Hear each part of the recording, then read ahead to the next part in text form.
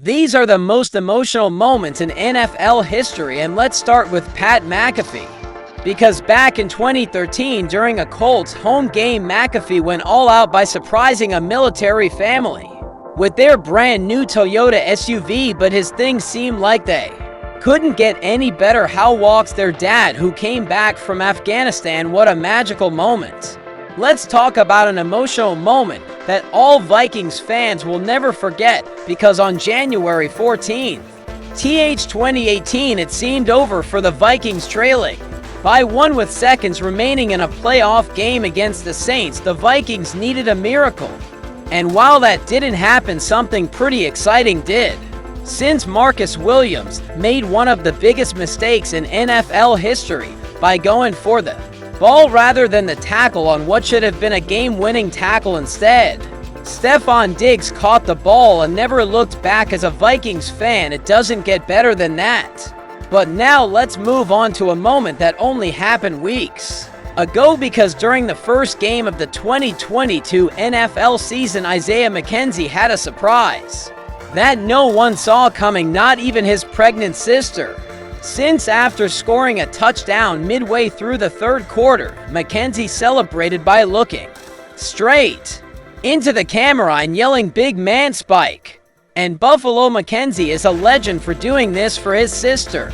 That being said, what Torrey Smith did for his brother on September 23, 2012 is unforgettable. You see, hours before a Week 3 matchup between the Ravens and the Patriots, Torrey's brother Tevin Smith tragically passed away in a motorcycle accident. So this left Smith with a decision that no man should ever have to make: do what he loves the most or cope with his brother's death. Yet somehow Smith did both, since Smith played the best football of his life, while dedicating the performance to his brother. On that fateful night, Smith caught 6 catches for 127 yards and made the touchdowns in a thrilling 31-30 victory against the Patriots.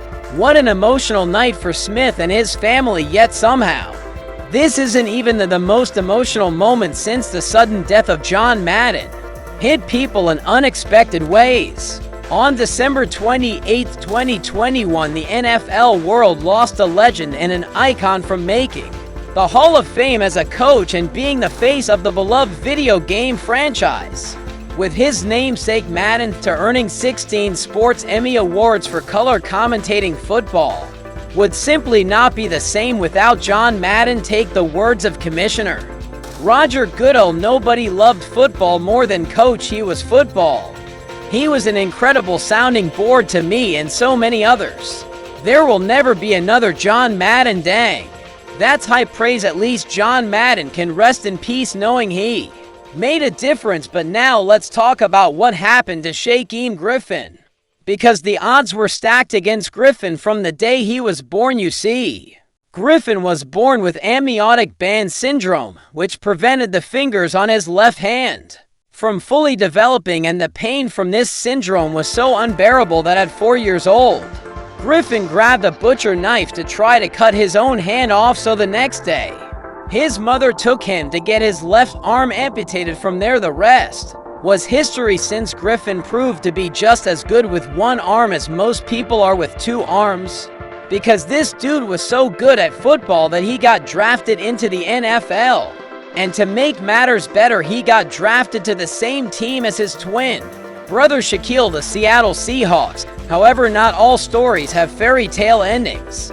For instance, let's look at Sean Taylor's story. It's truly heartbreaking, although at first it seemed like Taylor was destined for the storybook ending we all dream of, because by 2006, Taylor's life was great on and off the field, from making his first Pro Bowl with the Redskins to living happily with his fiancée and newly born daughter. Taylor appeared to have life figured out. However, this proved to not be the case, because apparently there's such a thing as being degenerate, since Sean Taylor gave all of his close relatives keys to the house, living a carefree life and giving money to whoever needed it. Unfortunately, this carelessness caused for burglars, whom Taylor knew, to sneak into his house and break into his safe with rifles.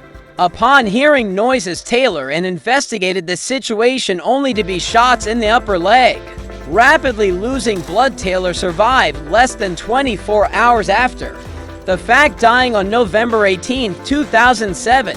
While the league grieved the loss, they honored him by placing a number 21 decal on the back of all helmets during Week 13.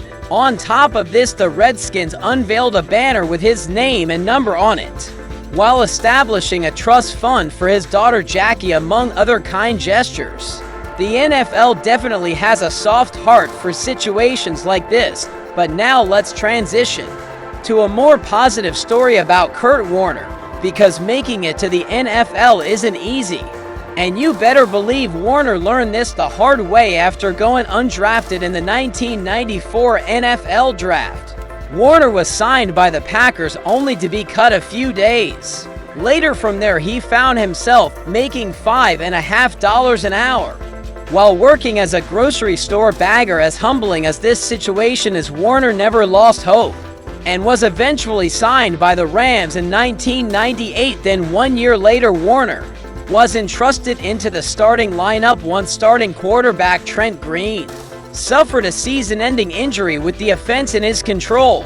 He never looked back. That very same year, Warner earned MVP honors and had a legendary Super Bowl performance where the Rams won 23-16. Hard work really does pay off. But before we move on, I'm giving $100 to someone who subscribes in the next 7 days. So what are you doing? Subscribe right now. Now this brings us to Tom Brady. As right before Super Bowl 51, a 7-year-old kid asked Tom Brady a question so wholesome it made him cry. Many people say you're their hero, but who's your hero? Who's my hero? All right, it's a great question. Well, I think my dad is my hero because he's someone that I look up to every day, and on my dad, Brady couldn't help but get choked up thinking about his dad. Shout out to all the dads like Brady's. Meanwhile, I'd also like to give a shout out to the players at the 2020 NFL Pro Bowl, since it's pretty easy to get caught up in the game. Players sometimes lose sight of what's going on in the world.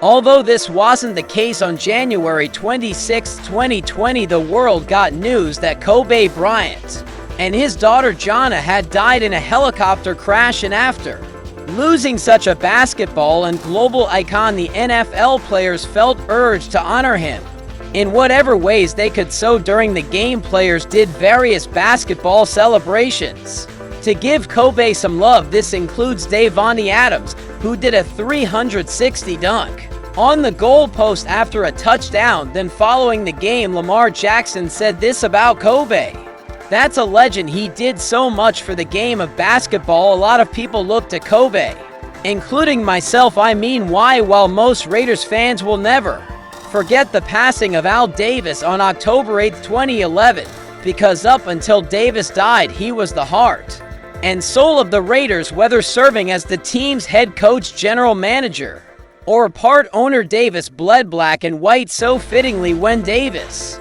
died, the Raiders were determined to get a win in his honor. Only this win didn't come easy. Leading by 5 with seconds in the game, the Texans were only 5 yards away from sending the Raiders home with a loss. However, the Raiders still came through after a Michael Huff game-sealing interception at the goal line. But what's even more emotional is the time Brian Robinson was carjacked and almost lost his life. And to hear more about that, click this video to see NFL players who are almost killed.